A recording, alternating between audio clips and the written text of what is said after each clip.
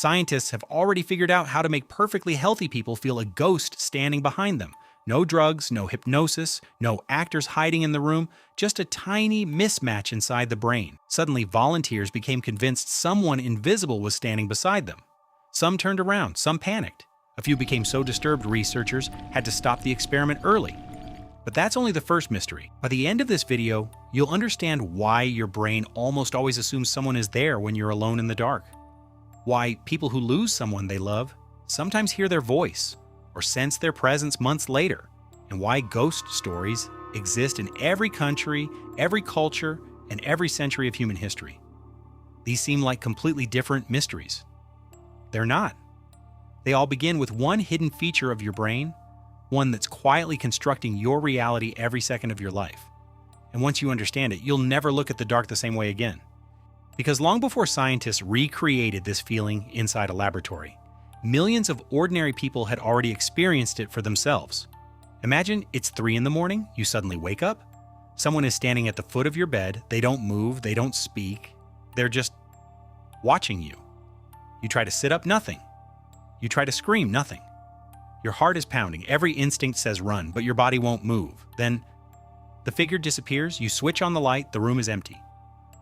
For centuries, people from different countries, different cultures, and different religions have described almost this exact experience. Some believed it was a ghost, some believed it was a demon, others were convinced it was a loved one, returning one last time.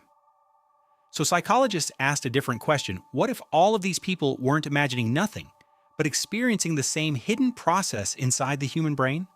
Because the answer isn't really about ghosts. It's about how your brain builds reality from incomplete information. And once you see how it works, the rest of this mystery starts to make perfect sense. So how does your brain create something that feels completely real when nothing is actually there? It starts with one surprising fact. Your brain doesn't show you reality, it predicts reality. That's why these experiences aren't random. They happen late at night, when you're exhausted under stress, or after losing someone you love. Those are the exact moments your brain has the least reliable information to work with.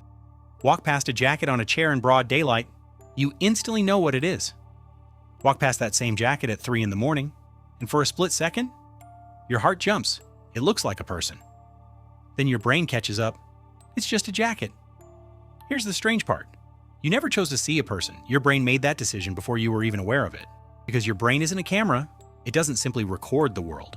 Your eyes send incomplete information. Your brain fills in the missing pieces using memory, experience, and expectation.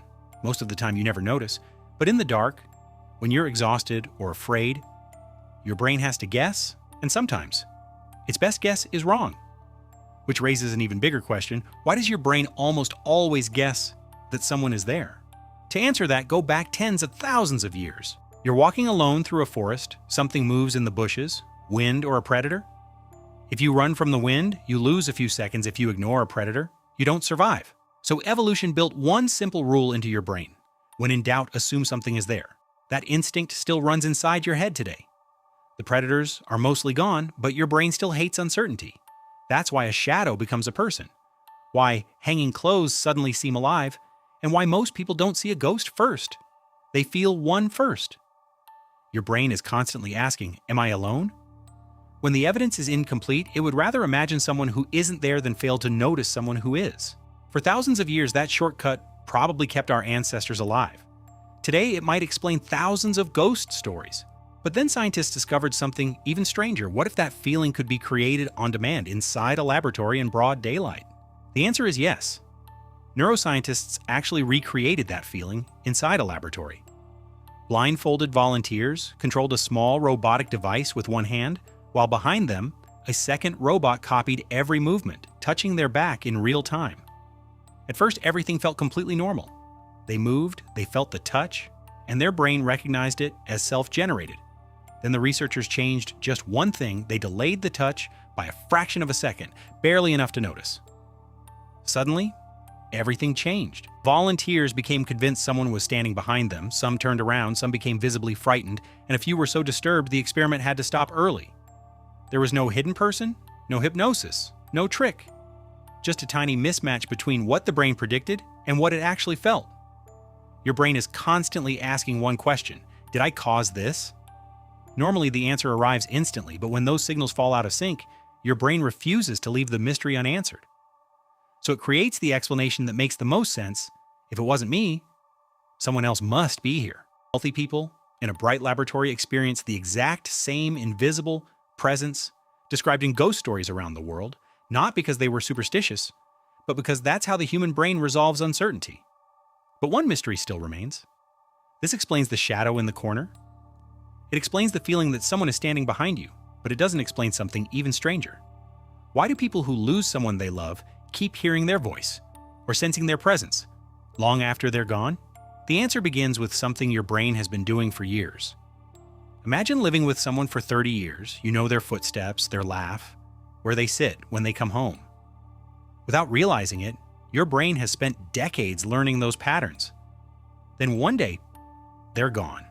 Days later, you walk into the kitchen, and for a split second, you swear you hear them call your name, or catch their scent, or see them at the end of the hallway.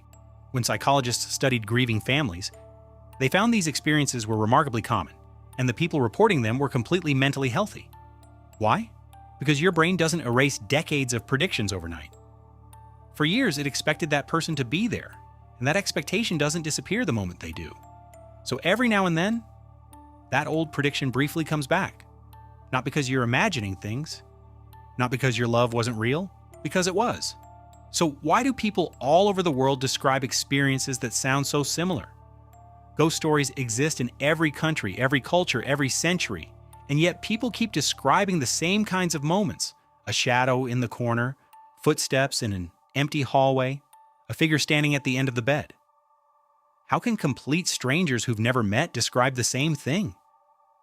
Because our cultures are different, but our brains are remarkably alike. Every brain is constantly asking one question: what's happening around me? When the information is incomplete, your brain refuses to settle for "I don't know." Instead, it builds the explanation that feels most convincing, using your memories, your expectations, and the stories you've grown up hearing. That's why two people can experience the exact same strange moment and walk away believing completely different things. One says the house was just settling. The other says, "I saw a ghost." The experience was the same, only the explanation changed. So what does all of this actually tell us? Psychology can't prove whether ghosts are real, but it can explain why ordinary people experience extraordinary things. It can explain why a shadow feels alive, why an empty room doesn't always feel empty, why grieving people sometimes hear a familiar voice or sense someone they love. It can even recreate that invisible presence inside a laboratory. Whether those experiences point to something beyond the brain isn't something science can settle, but it does reveal something remarkable. The world you experience isn't simply recorded by your eyes, it's built, edited, interpreted in real time by the most complex object in the known universe, your brain. So the next time you think you see something move in the dark, before you ask, "Was that a ghost?" ask yourself something even more fascinating. What was my brain trying to protect me from? If this video made you see the world a little differently, hit like, subscribe, and join me for the next mystery. I'm Rico. Stay curious.